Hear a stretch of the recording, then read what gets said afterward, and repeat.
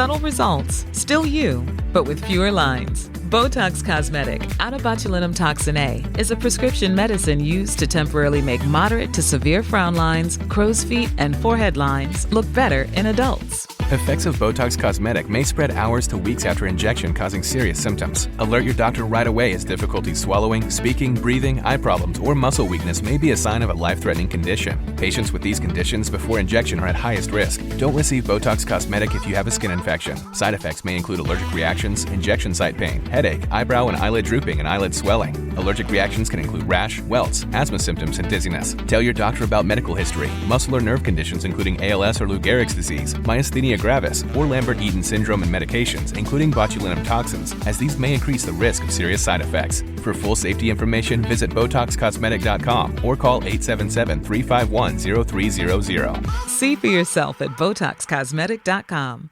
Ryan Reynolds here from Mint Mobile.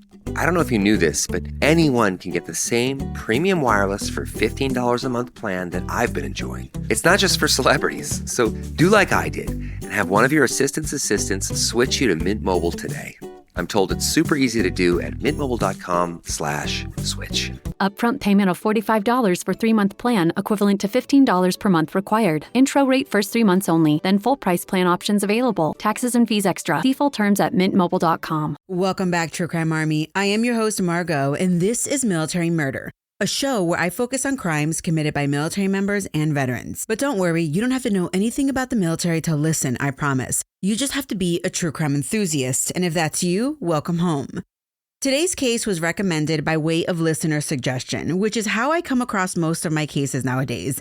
And when I looked this case up, I thought, what an odd case. If you've ever spoken to anyone who had to go through one trial, either as a witness or a victim, you know it's a lot. But what are your thoughts on someone going through 5 trials in a double homicide witnessed by 3 young children? Well, hold your pants, because today's story will be sure to raise your anxiety levels. But on top of that, this case might leave you wondering, why was the initial investigation so sloppy? What was the 911 dispatcher thinking? And did it really require 5 trials to get a resolution? Join me today as I tell you about the 5 trials of Sergeant Brent Burke out of Fort Campbell, Kentucky, and the double homicide of Tracy Burke and Karen Comer. Now, let's dig in. Military murder is an independent project and is not endorsed by the Department of Defense or any military component. The views expressed are those of the host. The content of this podcast is not meant to be legal or medical advice. Warning, this episode contains graphic details of murder and is not suitable for young listeners. Listener discretion is advised.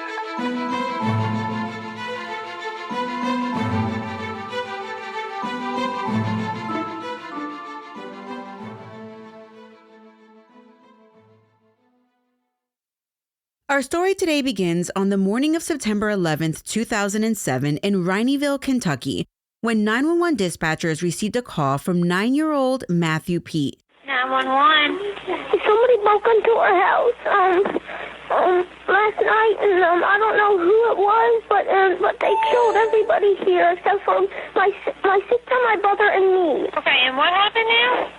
There was a guy with a pistol or some kind of gun, and he came in and shot my mother and my grandma. Those were the only ones here. And you're there now? And they also killed one of my grandma's dogs, so we still have 3 dogs left. Did you just now come home? No. Were you there last night? Yes, I was just afraid to call. Stay on the line, okay? I'm going to take you to the police department. Okay. Kentucky State Police 911. Yes, there was a break-in that last night. I was afraid to call, and they shot the only 2 people here, which was my grandma and my mom. In what county? Rhineyville, Kentucky. In Rhineyville? Mm-hmm. What's going on right now? Nothing. I was just afraid to call, so last night. Okay, and did the police come out last night? No. They didn't? No. And who was shot last night? My mom and my grandma. Your mom and grandma? Yes, and one of my grandma's dogs. The only people here are me, my sister, and my brother. How old is your sister and your brother? My sister a few months old. My brother's only 4. How old are you? 9. Where were they taken last night? Did the police come? No, they weren't taken. They were shot in my house. Okay. And did they go to the doctor? No. Where are they at right now? They're in my house. There's blood splattered everywhere. Do you know who done this? No. You don't know? And you've been there all night by yourself? Yes, with my brother and sister. Okay, honey, you stay on the line, okay? Okay. After the 911 call, the Kentucky State Police, that I will refer to as KSP, responded to the crime scene that only can be described as a house of horrors. Authorities determined that the intruder made entry into the home through the back door by shooting the back door glass window and unlocking the door from the inside. Inside, they found Matthew's 53-year-old grandmother, Karen Comer, dead in the kitchen. And in a back bedroom, they found Matthew's 31-year-old mother, Tracy Burke. Heartbreakingly, inside the home and still hiding, authorities found Matthew and his 2 young siblings. Matthew told authorities that when the shooting took place, he could hear his grandmother screaming that she was dying. In thinking about the investigation and death notifications, investigators learned that Tracy Burke had 3 children. Matthew Pete, the 9-year-old that made the 911 phone call, was Tracy's son with her first husband, Michael Pete. Michael Pete was also in the Army. Tracy and Michael were divorced, and Tracy married another soldier by the name of Sergeant Brent Burke. Together, Tracy and Brent had 2 kids, but they were in the process of getting divorced. During this process, Tracy asked her first husband's family for help, and Tracy and her kids were temporarily staying with Michael's parents, Karen and Kurt Comer. Kurt was a long-distance truck driver, and he was not at home when the double homicide took place. So if you're tracking, Tracy, the wife, the military spouse, was staying with her former in-laws. Tracy's estranged husband, Brent Burke, was stationed at Fort Campbell, Kentucky as a military policeman at the time of the murders, and that was approximately 140 miles from Rhineyville, Kentucky. KSP notified Brent's battalion commander about the murders, and they sent investigators to speak to Brent. The battalion commander told Burke's company commander to make the death notification. Burke was on patrol at the time, but he was called back to the office to perform some other duties. But, the other duties was just a guise to not arouse any suspicions, and they wanted to be able to disarm Brent before informing him about the murder. The company commander called a chaplain to accompany him to the battalion conference room where he planned to make the official death notification. After telling Burke about the death of his estranged wife and her former mother-in-law, Burke spent about an hour with the chaplain behind closed doors. While Burke and the chaplain were talking, 2 plainclothes KSP detectives and a uniformed trooper arrived at Fort Campbell to interview him. The 2 detectives questioned Burke in a conference room at the battalion for about 25 minutes before they all went back to Burke's barracks to let him gather some clothes to be more comfortable and continue the conversation. When they got back to the barracks, the detectives questioned Burke and his roommate separately. The roommate told KSP that Burke had returned to the barracks at approximately 11:30 p.m. the night before. Shortly after getting back there from work, Burke left again, and his roommate didn't see him until approximately 6:30 in the morning when the roommate returned from PT. This seems like interesting information for the detectives, considering that this left Burke without any real alibi for 7 hours from 11:30 p.m. to 6:30 a.m. So it's 140 miles from Rhineyville to Fort Campbell, so roughly a 2.5-hour drive one way. Round trip, that's 5 hours. Detectives surmised that was plenty of time for Burke to drive to the Comer's house, kill Tracy and Karen, then drive back to post and jump into bed before his roommate got back from PT. Brent answered questions for another 3 hours or so, and the entire thing was recorded. After hearing from Brent, detectives were pretty sure that Brent committed the murders. It wasn't that there was a confession, it was more about the contradicting statements that Brent made and the odd things that he claimed were his alibi. But the state didn't have any real evidence against Brent, so they let him go. In fact, he had been free to go the entire time he was talking to police. A few days after the murders, 9-year-old Matthew, who was the one who called 911, was interviewed by the KSP. He told them he didn't know who shot his mom and grandma, but he knew that they were wearing a camouflage jacket just like the one his stepdad owned. In fact, little Matthew had seen this exact jacket in his stepfather Brent's closet.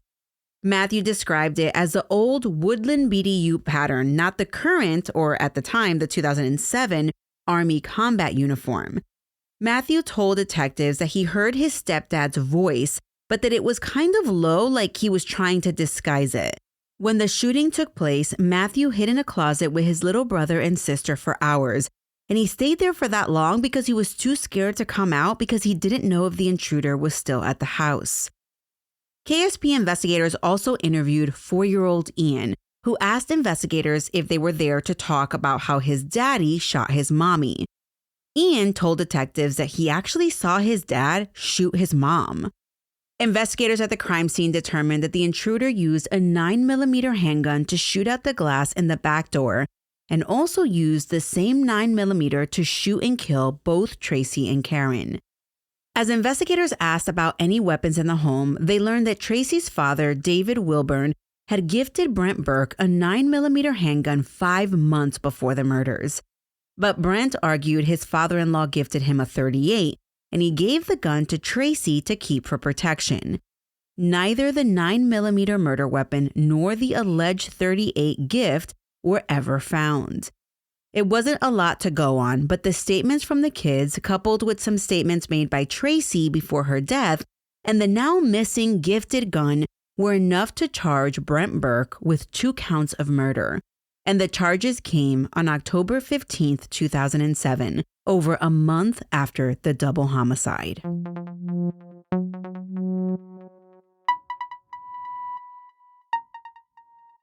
Today's episode is sponsored by Acorns, and April is Financial Literacy Month, an entire month dedicated to taking control of your money. Because honestly, no one really taught me how to manage money growing up. I didn't learn about investing until I was well into adulthood. But what I love about Acorns is that it makes it easy to start saving and investing for your future in just 5 minutes. I know, April is an entire month, but you don't need an entire month to learn. You don't need to be an expert. Acorns recommends a diversified portfolio that matches you and your goals. You can start with just your spare change, and you don't need a lot of time. Setup takes just 5 minutes because I know that your time is precious. And if financial wellness has ever felt out of reach, Acorns makes it simple, giving your money a chance to grow without the overwhelm. Personally, using Acorns gave me the confidence to stop putting it off and just start. And that peace of mind is completely worth it. Sign up now and join over 14 million all-time customers who've already saved and invested over $25 billion with a B dollars with Acorns. Head to acorns.com/militarymama or download the Acorns app to get started today. Paid non-client endorsement. Compensation provides incentive to positively promote Acorns. Tier 1 compensation provided. Investing involves risk. Acorns Advisors, LLC, an SEC registered investment advisor. View important disclosures at acorns.com/militarymama. Shopping is hard. I can never find anything in my size. I don't even know my size. I buy my clothes the same place I buy my groceries. There's a better way. Make it easy with Stitch Fix. Just share your size, style, budget, and done. Your personal stylist sends pieces picked just for you. That was easy. Stitch Fix. Online personal styling for everyone. Free shipping and returns. No subscription required. Get started today at stitchfix.com. Sergeant Brent Burke was obsessed with following in his father's footsteps as a soldier since he was a young boy. Brent grew up in a farm in Ursa, Illinois, and it was in early 2001 while stationed in White Sands in New Mexico that Brent met Tracy. Tracy was working as a nurse and she was a single mom when they met.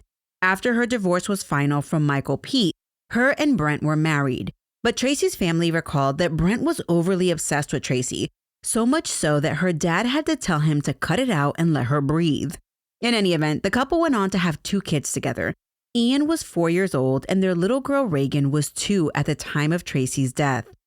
While at Fort Campbell, Brent was a part of the 101st Airborne Division, and he had deployed a few times. It was during his last deployment to Afghanistan that Tracy really began to work on herself, and during his year and some change away, Tracy lost a whopping 60 pounds. She was now trim and more confident, and she even went out and purchased herself a Camaro. Brent did not want to get divorced, but it appeared that once he returned from Afghanistan, Tracy had made up her mind. The couple was constantly fighting about money, and 48 Hours reported that there was one incident where Brent basically picked up little Matthew and body slammed him in front of other family members. Little Matthew cried while Brent played it off that he was just being dramatic. This incident did not sit well with Tracy. Once Tracy initiated the divorce proceedings, her and the kids were taken in by her former in-laws, and Brent was ordered to live in the barracks. Before her death, Tracy told her stepmom that she didn't think Brent would actually let her divorce him. She said she was afraid that he was actually going to kill her. And then, after her death, came the realization that the divorce was 4 days shy of being finalized at the time she was murdered. So let's go through the many trials of Brent Burke. His case was being tried by the state of Kentucky, and initially they were seeking the death penalty.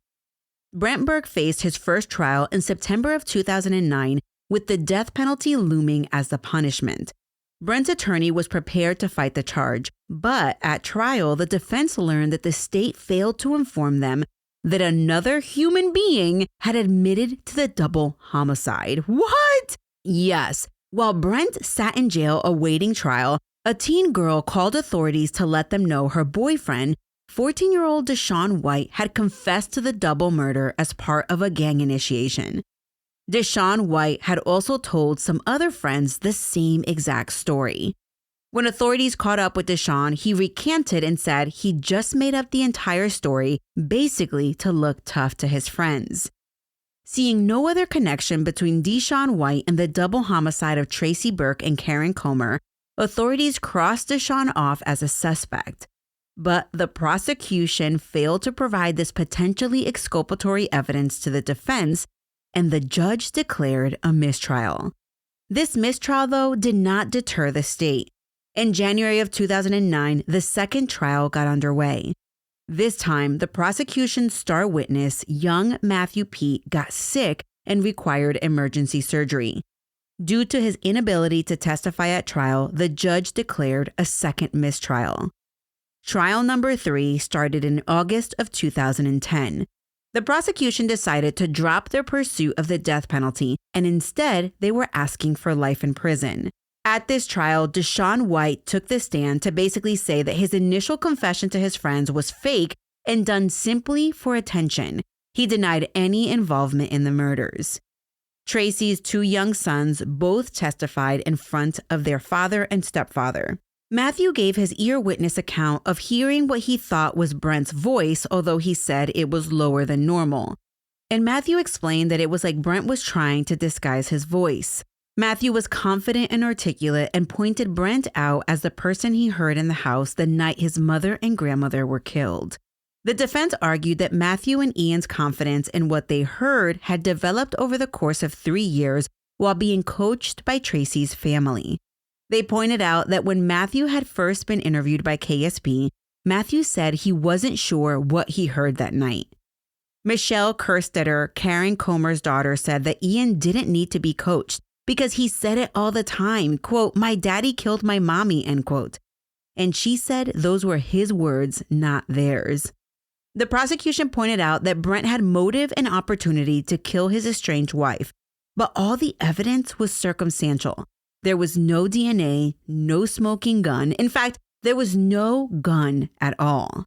And with a purely circumstantial case, the jury could not reach a unanimous decision. They ended in a hung jury, and a mistrial was declared. After yet another mistrial, Brent Burke went on a public affairs campaign trying to make himself look good in the public's eye. He said in an interview with the CBS affiliate that, quote, "I only got 10 minutes, so I just want to make a statement. I'm an innocent man. I can no longer sit back and be railroaded and slandered. As of now, I've lost my children and my career. What more does the Commonwealth of Kentucky want from an innocent man? I was 2 hours and 40 minutes away from the crime scene. Now, I'm not a genius by any means, but just a soldier and a father. But if the time don't fit, you must acquit. I'm a father and I'm a soldier, and I need to go home to my family," end quote. What in the O.J. Simpson is this guy trying to say here? The time does fit. You had 7 hours and it's only a 5-hour round trip drive. Come on, man.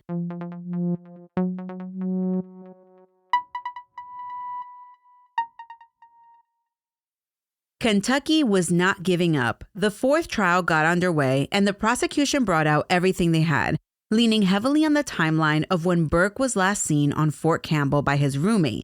And let's not forget the 7-hour gap in time where he could not verify his whereabouts. I mean, honestly, I wish the prosecution would have started opening statements by starting with that recording of Brent saying, "But if the time don't fit, you must acquit." And then they could have walked them through how Brent could have rode his bike to commit the murders and still had time to stop at 7-Eleven for a Slurpee.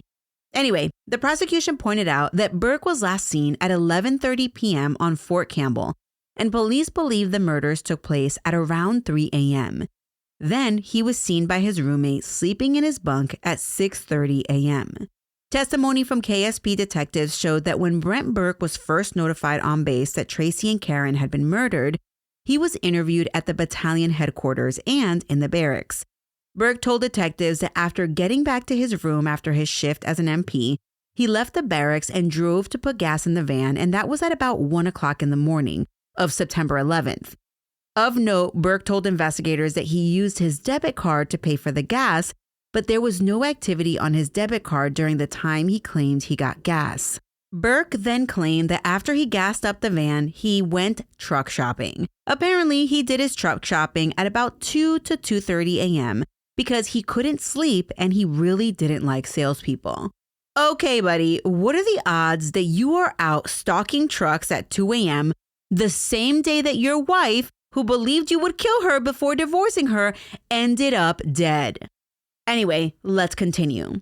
Then Burke told the investigators that he went back to Fort Campbell after going truck shopping and fell asleep in his car because it was too hot in the barracks room, and he didn't go back into his room until 6 a.m., and that's why his room didn't see him when he got up to go to PT, but saw him when he got back. Brent also told KSP that he sat in his car drinking energy drinks all night long. Okay, so you're probably wondering why I didn't start this episode with this statement by Burke. Well, the thing about this interview and all the idiotic things that he said during it is that the jury never heard a single word of this interview. You want to take a gander as to why? Because Brent was never Mirandized. You know the whole "you have the right to remain silent, anything you say can and will be used against you" spiel? Yep, they never did it. So the civilian judge did not allow this statement to come in as evidence. It was considered inadmissible at trial. But wait, at this fourth trial, the defense found a witness that really jacked up the prosecution's timeline. Remember, the prosecution believed that double murder occurred at around 3 a.m., which gave Brent plenty of time to get off work and drive down to Rineyville and commit the crime. Well, the defense found a witness by the name of Mark Gilmartin, who was one of the Comer's neighbors. Mark was out walking his dog at about 10 p.m. on September 10th. He testified that while he was walking his dog, he heard 4 to 5 gunshots and the sound of a dog yelping. And you might recall that Matthew said that the dog had also been shot. So the defense was now arguing that the murders probably occurred at 10 p.m.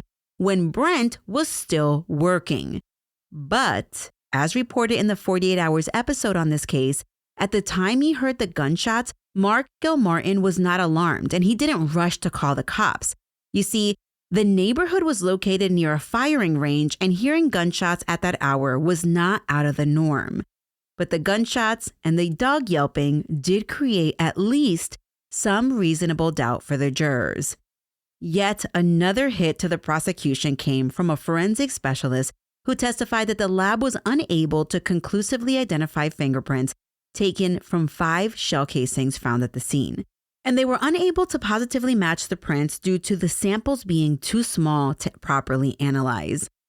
The lab had also analyzed blood on a t-shirt and towel that belonged to Deshaun White, but the blood was determined not to belong to either Karen Comer or Tracy Burke, which kind of floors me that they were still bringing up evidence from Deshaun, considering that he had recanted multiple times and there was no further connection. But it was a smart move by the defense to keep bringing this kid up, because all of us regular people wonder, why would anyone ever confess to a double homicide they did not commit?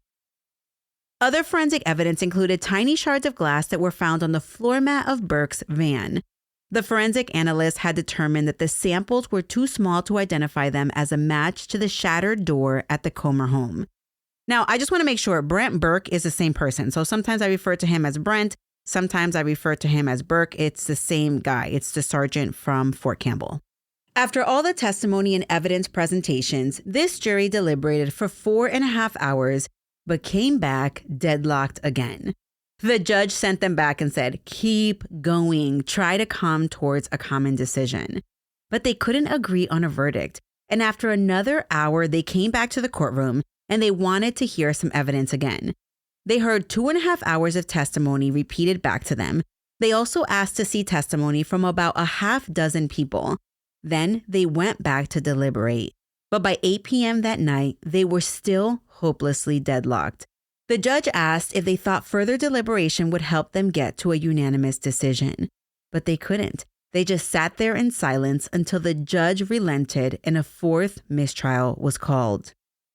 After the fourth failed attempt to prosecute Sergeant Brent Burke, the prosecutor, Chris Shaw, dropped all charges against Brent. Let me say that again. After 4 years and 4 failed trials, the state of Kentucky was dropping all charges against Brent Burke without prejudice. Brent said in an interview that as soon as he was released, he was going to fight for his job back, meaning he was going to fight to be an MP in the Army. He also said, quote, God willing, I will get to visit my children, end quote. Young Matthew Pete wasn't happy about the news.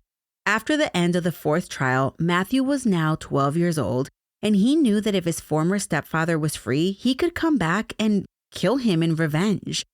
Burke was released as a free man to Fort Campbell, but was restricted to base. What Brent Burke didn't know was that the Army Judge Advocate General Corps, aka the JAG Corps, had been talking with the KSP, and they were now looking into the charges.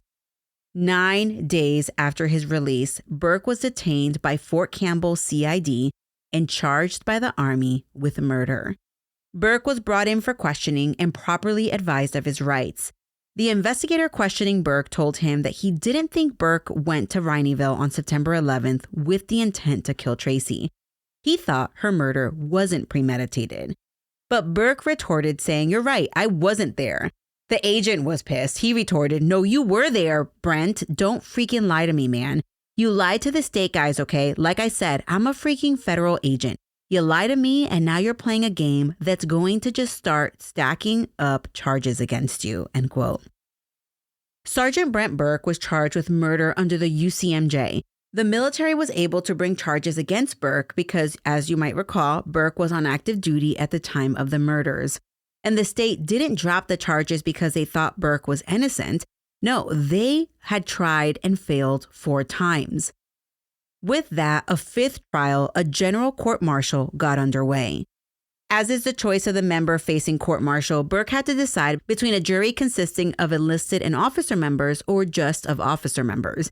And he chose the latter and went with 7 senior officers to sit on the panel, which is what a jury is known as in military courts. Burke's charges were as follows: 2 specifications of premeditated murder, felony murder, burglary, 3 specifications of child endangerment, and obstruction of justice. The big thing to remember in military trials is that the verdict doesn't need to be unanimous, unless, of course, the military is pursuing the death penalty, which they were not in this case. Another thing to know is that the defendant, known as the accused in a military court, can present what they call good soldier evidence. By the way, this information is for court-martials of old, as the good soldier defense is no longer admissible for serious crimes any longer. But since it was available for this trial, back in the early 2010s, let's talk about it. The good soldier defense allows the accused to present evidence of their military accomplishments, and the panel, aka the jury, can weigh that information in their decision of guilt or innocence.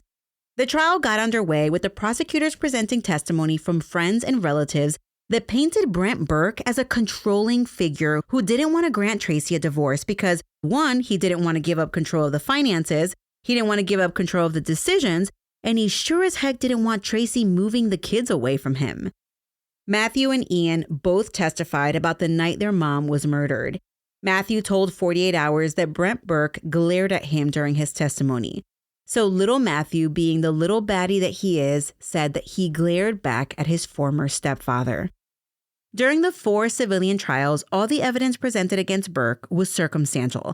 They didn't have any physical evidence tying Burke to the crime scene. However, the Army's Criminal Investigation Laboratory was able to locate a microscopic piece of glass on Burke's coat.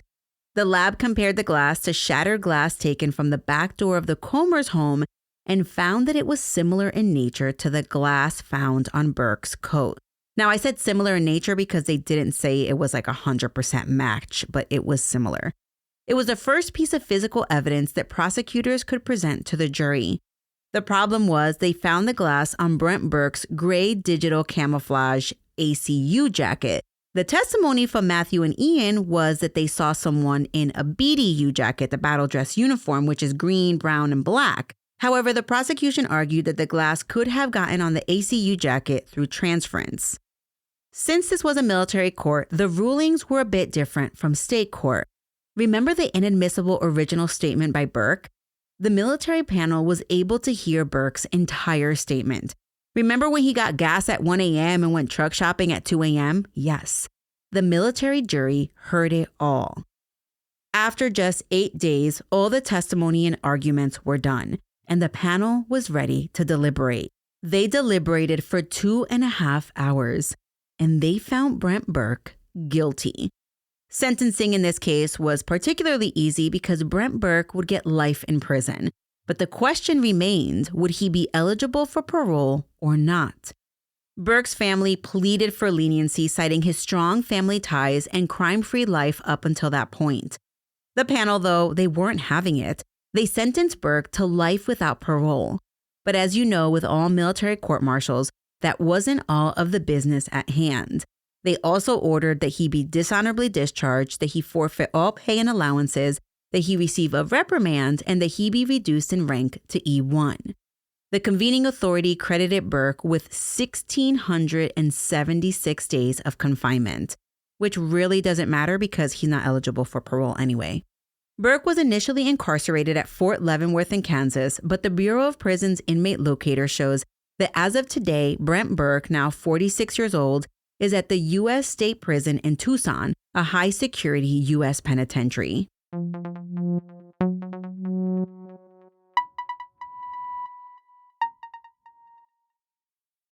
Home means something different to everyone. But with Rocket Mortgage, home can mean even more. It can mean a college education, taming your high-interest debt, even a renovation. We've made it easier than ever to use your home equity. That home you worked so hard for, now it can work hard for you. Call 800-4ROCKET or visit rocket.com to find out more. Rocket Mortgage, LLC, licensed in all 50 states. NMLSconsumeraccess.org, number 3030. Morning decisions. A creamy mocha frappuccino drink? A sweet vanilla? Maybe a smooth caramel? Or that white chocolate mocha? Whichever you choose, delicious coffee awaits. Start your day with bottled Starbucks Frappuccino drinks. Pick up a bottle near you wherever you buy your groceries. Brent Burke appealed his military conviction on February in 2015. And the first thing he appealed was the trial judge's ruling on allowing Burke's entire police statement to come in as evidence. Burke argued that it was inadmissible because they failed to read him his rights. Yeah, Miranda doesn't really apply in the military, but its equivalent, Article 31 rights, those do apply, and those weren't read either. The United States Army Court of Criminal Appeals, though, they determined that the recorded questioning was lawfully obtained in the eyes of the military law. First of all, Brent Burke was not under arrest at the time, nor was he detained by the KSP detectives prior to questioning. In fact, you might recall he was questioned on September 11th, and he wasn't arrested until mid-October. At no time was Burke interrogated by his chain of command. He was never told that he was required to stay, he was free to leave, and he never once objected to speaking with the civilian officers. Burke openly participated and even voluntarily provided the location of his divorce decree for the officers. So, point 1 was denied. The second appeal point was concerning the location and atmosphere of the interview with KSP. The appeals court pointed out that Burke was in a building, the MP Battalion headquarters, that contained an actual interrogation room, but he was never questioned in the interrogation room. He was in a big conference room with windows, a conference table, and chairs. and he could go freely whenever he wanted. He ate a meal while sitting there in the conference room, and they allowed him to drive himself back to his barracks room. The appeals court did not buy into the thought that being in the place where he was living would be a stressful environment. So point 2 was also denied. The last appeal point was concerning the length of questioning, which was in total about 3 hours. The appeals court again found that the KSP interview, that the length and all of it was proper. Burke was allowed to take as many breaks as he needed, he was allowed to walk around freely, and he even made phone calls. So point 3 was denied. The appellate court determined that since Burke was not in custody, there were no inherently compelling pressures with which Miranda was concerned. The questioning was completely voluntary, and during the questioning, Burke let the detectives know that he was familiar with the investigative process. After all, he was a military police officer. Bottom line, there was no reason to receive Miranda warnings because Burke was not in custody. His statements were voluntary and properly admitted into evidence. But Burke's attorney also argued that the charge of felony murder was unreasonably multiplicious with respect to the murder charge for the same victim and the burglary charge.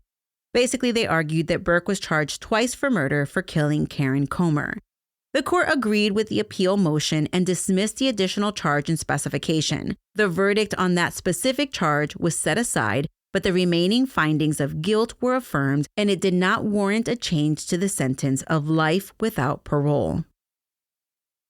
So there was a civil federal suit in this case. I want to talk about the Federal Tort Claims Act, or FTCA. The FTCA was enacted in 1946, providing a means for people to sue the government in federal court. A tort is an act or omission that causes harm to persons or property. Tracy and Karen's family members, they filed a wrongful death claim through the FTCA because Brent Burke was an active duty soldier at the time of the murders, and the military failed to basically keep these two members of society safe. The family claimed that the Army didn't provide any warnings that Burke posed a danger to them, nor did the Army act to protect them from him. Initially, the district court granted a motion by the government to dismiss the claim, but that decision was later overturned, meaning that initially the Army filed a motion to dismiss the case and it was dismissed, but then it was brought back.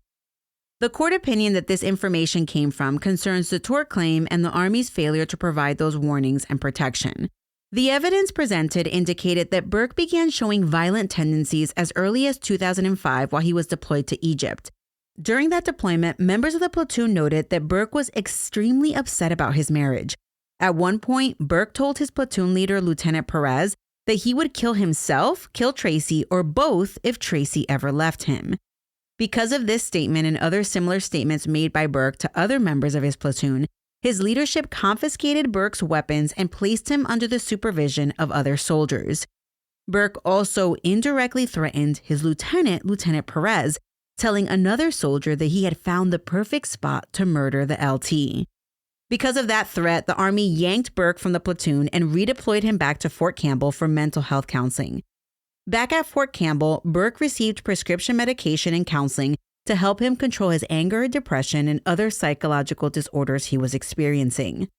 While still on medication for his anger and depression, the Army returned Burke to duty and deployed him to Afghanistan, where he worked as a detention center guard at Bagram Air Base. It was there that the Army observed Burke continuing to behave violently. They eventually removed him from duty again because he repeatedly expressed his hatred of the detainees and in an unauthorized manner deployed a can of OC Fogger on some of the detainees. I had to look it up, and it's basically military equivalent pepper spray. After Burke was redeployed, he moved back into his off-base house with his wife and kids. On May 26, 2007, 3 months before the murders, police were called to Burke's house after Burke tried to physically keep Tracy from moving out of their house and in with the Comers. Local law enforcement notified Burke's chain of command after that call. The Army investigated the incident under a written internal policy titled Policy 7, Command Response to Incidents of Domestic Violence. This policy basically requires unit commanders to respond to credible reports of domestic violence. In response to this one, the Army ordered a 72-hour cooling-off period and ordered Burke to attend counseling and social services sessions. His privately owned weapons were marked as confiscated, but they weren't actually confiscated. Following the incident, Brent and Tracy physically separated and Tracy filed for divorce. Burke moved into the barracks. While in the barracks, soldiers are actually required to register and store any privately owned weapons in the unit arms room. But no one from Burke's chain of command checked to see if Burke had ever done either. The following month, in June of 2007, Tracy told Brent's leadership that she was scared of Brent and that she was worried that he had access to weapons. At that time, she also requested a protective order to keep her estranged husband away from her.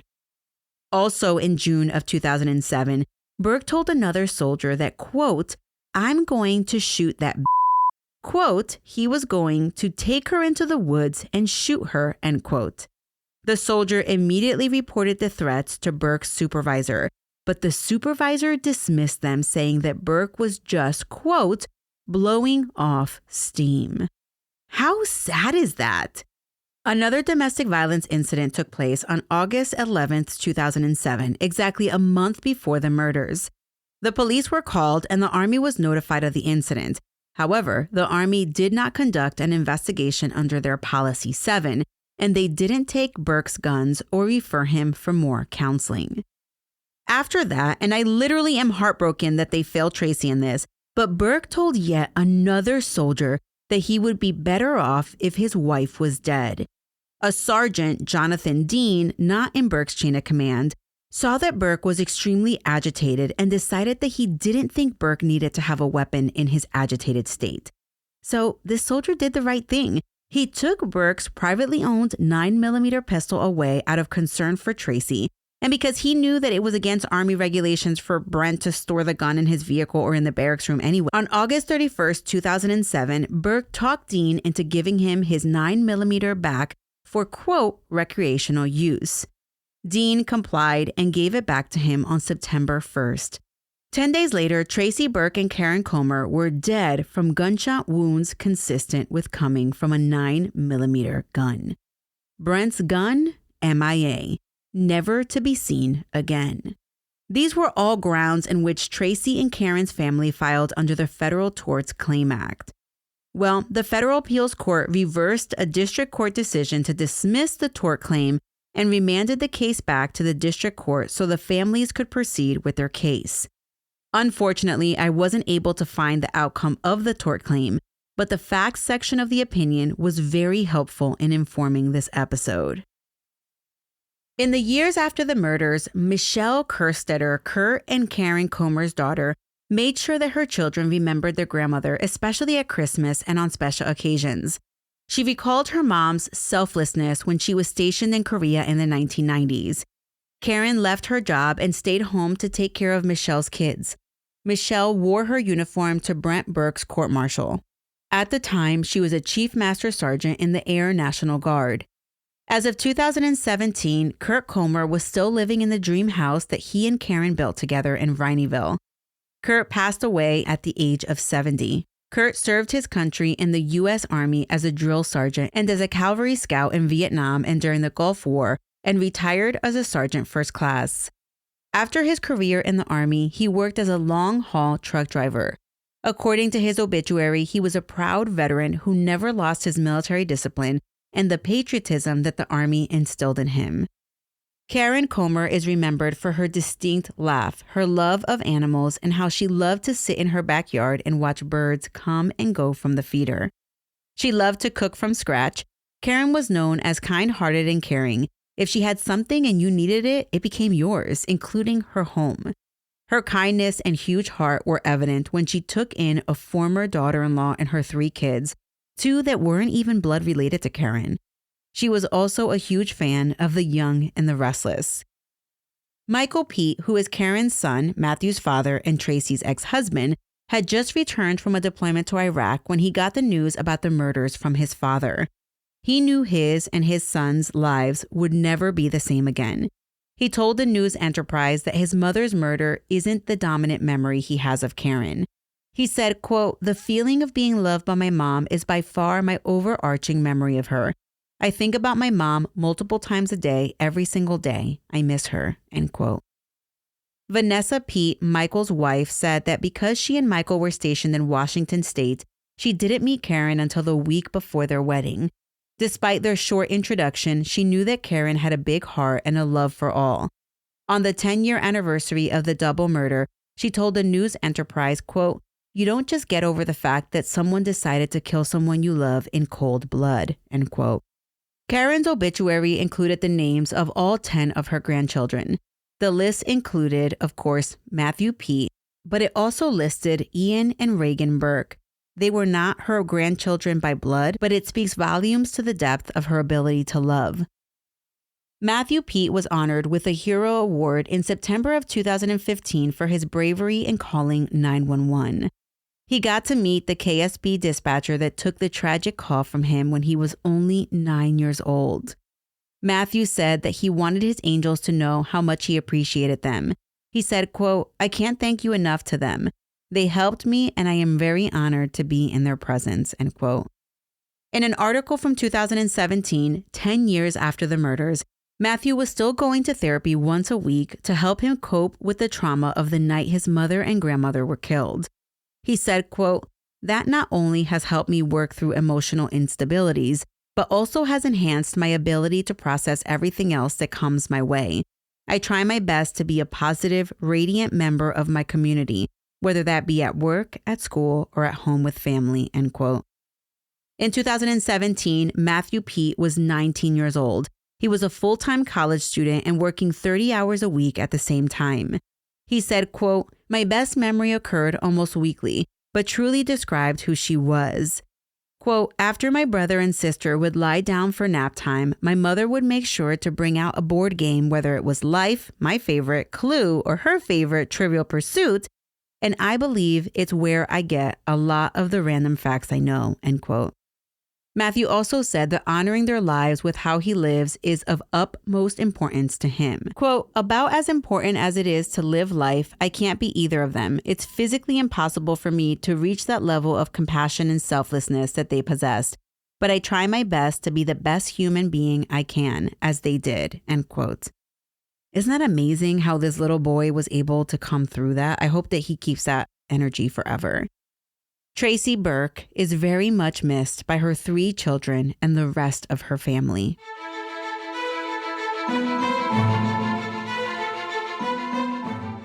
Thank you so much, True Crime Army, for joining me this week for another episode of Military Murder. My apologies that this episode was posted late. Shout out to all my new patrons and Apple Premium subscribers. I appreciate you supporting the show. For all my listeners, if you're interested in more content and also looking into ways to support the show, head on over to patreon.com/militarymurder or check out my Apple Premium subscription to check for more content. Thank you as always to Myrtle for researching and writing this episode. The sources for this episode include a court-martial appellate opinion, a Sixth Circuit court opinion, and articles found in CBS News, WDRB News, newspapers.com, the Bureau of Prisons website, and findagrave.com. I also relied on a 48 Hours episode on this case. Military Murder was created by Mama Margot Productions. This month's executive producers are Falcon 13, Myrtle, and Jen. This month's newest associate producers are Chike and Tanya. This month's newest assistant producer is Christina. The music was created by Tyops. Until next time, remember, you never really know what someone is capable of, so remain vigilant always. You have a fabulous week, and I'll keep digging to bring you another military murder story next week.